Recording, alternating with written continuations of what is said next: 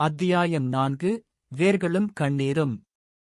மந்தைகளையும் கூடாரங்களையும் துரோகிகளால் பறிக்கப்பட்ட ஹோலுன் இப்போது தனது பிள்ளைகளுடன் ஒரு மாபெரும் இருண்ட காட்டிற்குள் நுழைய வேண்டியிருந்தது. வைகொல் ஏரிக்கருகே இருந்த அந்த பகுதி உயிர்கள் வாழ்வதற்கு சற்றும் தகுதியற்றது. ஆனால் ஹோலுன் ஒரு சாதாரண பெண்ணல்ல, அவள் ஒரு வீராங்கனை. தனது பிள்ளைகளை மரணத்திடமிருந்து காக்க அவள் ஒரு காட்டெருமையைப் போலப் போராடினாள். அவர்களுக்கு உண்ண இறைச்சி இல்லை, குடிக்கப் பால் இல்லை.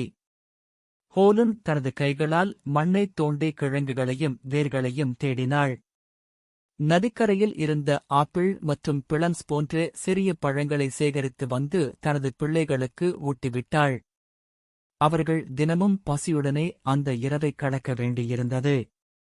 தேமுஜின் தனது தம்பிகளுடன் சேர்ந்து காடுகளில் நீண்ட தூரம் அலைந்து மீன்களையும் சிறிய பறவைகளையும் வேட்டையாடி தனது தாய்க்கு உதவி செய்தான்.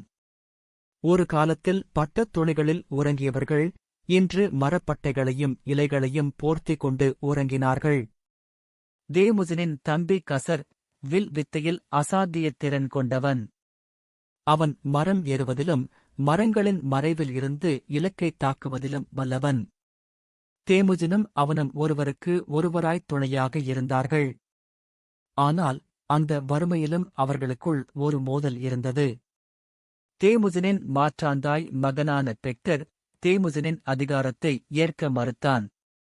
ஒருமுறை தேமுஜின் கஷ்டப்பட்டு பிடித்து ஒரு செழுமையான மீனை பெக்டர் பறித்துச் சென்றான். இது தேமுஜினின் மனதில் பெரும் கோபத்தை உண்டாக்கியது. நமது தந்தை இருந்திருந்தால் இப்படி ஒரு துரோகம் நடந்திருக்குமா என்று தேமுஜின் தனது தம்பி கசரிடம் கேட்டான். அந்த வனத்தில் ஒரு குடும்பமாகவே இருந்தாலும் தலைமைத்துவத்திற்காக நடக்கும் மோதல்கள் தவிர்க்க முடியாதவை. ஒருநாள் பெக்டர் தனது கூடாரத்திற்கு வெளியே ஒரு குன்றின் மீது அமர்ந்திருந்தபோது தேமுஜினும் கசரும் அவனை நோக்கி மறைவாகச் சென்றனர். பெக்டர் தப்பித்து ஓட முயலவில்லை. அவன் அமைதியாய் தேமுஜினை பார்த்தான். என்னை நீங்கள் கொல்லலாம், ஆனால் என் குடும்பத்தை பசியிலிருந்து காப்பாற்றுங்கள் என்று அவன் வேண்டினான். தேமுஜினும் கசரும் கவனிலிருந்து கற்களை எறிந்து அவனை வீழ்த்தினார்கள். பெக்டரின் மரணம் தேமுஜினின் வாழ்க்கையில் ஒரு பெரும் கரையாக இருந்தாலும் அது அவனுக்கு ஒரு பாடத்தை கற்றுக் கொடுத்தது. தலைமை என்பது வலிமையால் பெறுவது மட்டுமல்ல, அது இடைவிடாத அதிகாரத்தை கோருவது. ஹோலுன் தனது மகனின் செயலால் அதிர்ச்சியடைந்தாள். நீ ஒரு ஓநாயைப் போல உன் இனத்தையே வேட்டையாடிவிட்டாயே என்று அவள் கண்ணீர் வடித்தாள். ஆனால் தேமுஜின் கலங்கவில்லை. அவரது நோக்கம் சிதறிக் கிடக்கும் தனது குடும்பத்தை ஒரு கட்டுப்பாட்டிற்குள் கொண்டு வருவதுதான். அந்த கடும் குளிர்காலத்தில் உணவுக்காக அவர்கள் காடுகளிலுள்ள வேர்களையும் எலிகளையும் கூட உண்ண வேண்டியிருந்தது. பனி மழையில் நனைந்து நெருப்பு மூட்டும் வசதி கூட இல்லாமல் அவர்கள் பல இரவுகளைக் கழித்தனர். அந்தத் துயரமான நாட்களில்தான் தேமுஜினின் உடல் ஒரு இரும்பைப் போல உறுதியானது. அவன் வலியை உணர மறந்தான், பசியை பொறுத்துக் கொள்ளப் பழகினான். அவரது கண்கள் அந்த இருட்டிலும் வேட்டையாடும் அளவுக்கு தெளிவு பெற்றன.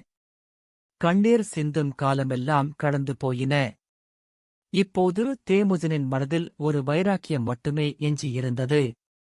என்னை இழிவாகப் பார்த்த இந்த உலகத்தை நான் ஒருநாள் ஆளப்போகிறேன் என்ற எண்ணம் அவனது ஒவ்வொரு சுவாசத்திலும் கலந்திருந்தது.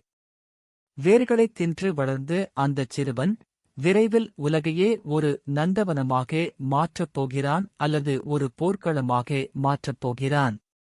அந்தக் காட்டில் ஒரு கழுகு கத்திவிட்டுச் சென்றது. அது தேமுஜினை ஒரு வேட்டையாடுபவனாக அங்கீகரிப்பது போல இருந்தது. அவரது உடைகள் கிழிந்து அழுக்காக இருந்திருக்கலாம், ஆனால் அவரது நிமிர்ந்த பார்வையில் ஒரு சக்கரவர்த்தியின் மிடுக்கு தெரிந்தது. காலத்தின் சக்கரம் சுழலத் தொடங்கிவிட்டது. வேர்களில் இருந்து ஒரு மகாமரம் வளரத் தொடங்கியது.